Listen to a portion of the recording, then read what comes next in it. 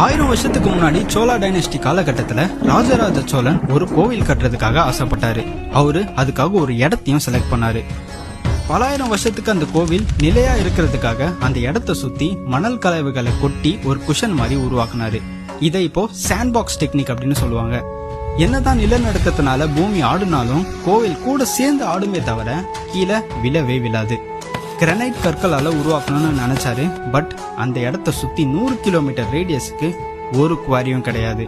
ஆனா இந்த கோவில் 1,30,000 டன்ஸ் ஆஃப் கிரானைட் கற்களால கன்ஸ்ட்ரக்ட் பண்ணது. அப்போ நினைச்சு பாருங்க எவ்வளோ பெரிய சூப்பர் டிரான்ஸ்போர்டேஷன் அந்த இடத்துல நடந்திருக்கும்னு.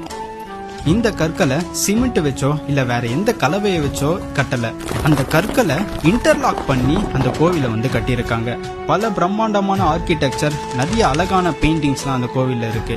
எல்லா ஒர்க்கும் முடிஞ்சக்கு அப்புறம் கன்ஃபர்மேஷனுக்காக ராஜராஜ சோழர் அந்த ஆர்கிடெக்ட் கிட்ட ஒரு கேள்வி கேட்கிறாரு. என்னன்னா, இந்த கோவில் எந்த ஒரு சூழ்நிலையிலும் கீழே விழுந்துராதுல? அதுக்கு அந்த ஆர்கிடெக்ட் சொன்ன பதில் என்னன்னா, இந்த கோவிலோட நிழல் கூட கீழே விழாது.